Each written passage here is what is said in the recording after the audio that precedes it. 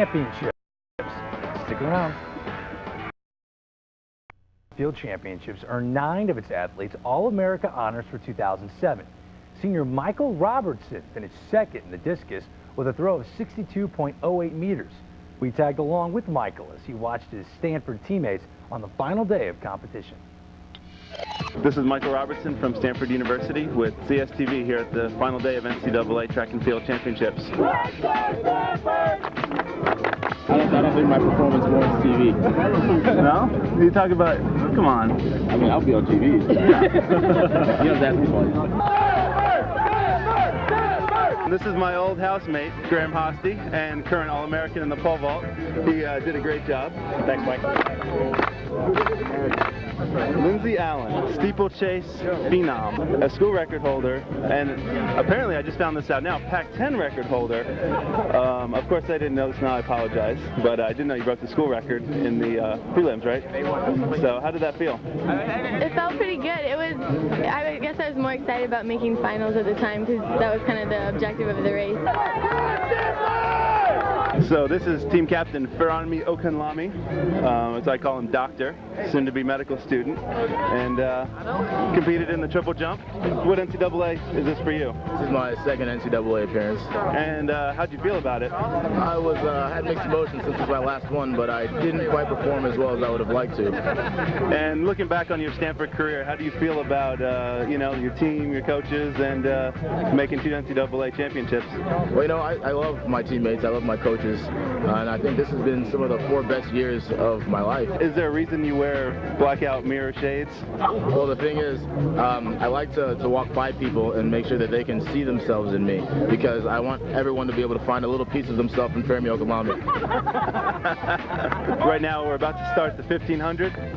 Russell Brown and Garrett Heath from Stanford University. Hoping to go 1-2, but we'll see what happens. It doesn't appear as though anyone's backing off here. There's a group of 5 or 6 right up at the front that have stayed right with this pace. Piper continuing to push it. That's so hard to do that work, unusual in a championship setting. And here comes Manzano. Leo Manzano going head-to-head with Lopez Lamong. Lamong passes. Manzano. It's Lopez Lamong at the tape. Both of those guys that beat me today are coming back next year. They're going to be stronger, but I'm going to be a lot stronger. And, you know, hopefully next year I'll be just as prepared. I'll just execute it better, and then I'll win. With 3 women in the final of the women's 1500, can we expect to see some strategizing, perhaps a little bit of tricks and tactics coming from the ever-imaginative brain of Coach Peter Teagan?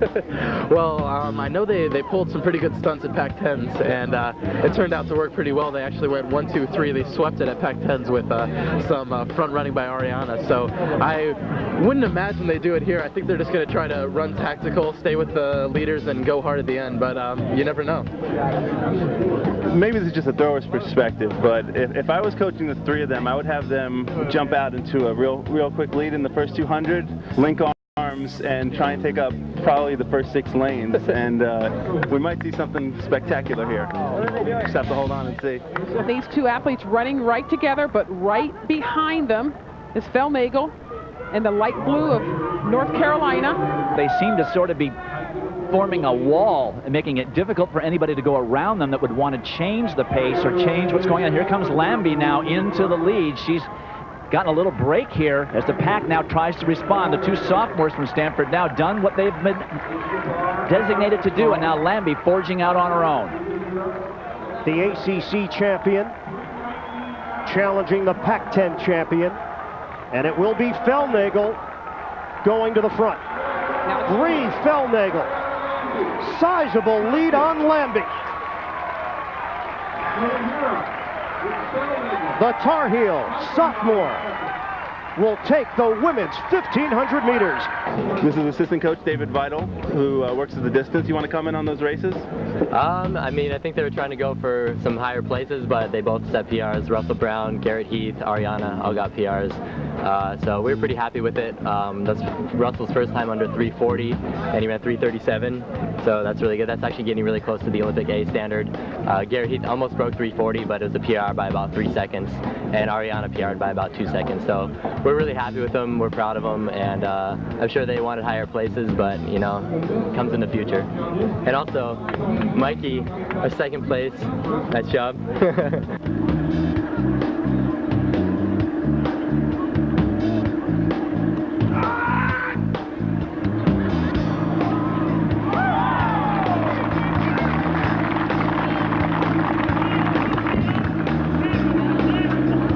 I think the coaches gave him the name Mikey, and sometimes we add in Big Mikey because, you know, Mikey's such a little name, but big guy. And I think it's just funny for us all to call him Mikey because he's just such a gentle giant. He has such a good heart. That's it for the 2007 NCAA Track and Field Championships. This is Michael Robertson saying thanks for watching and see you next year.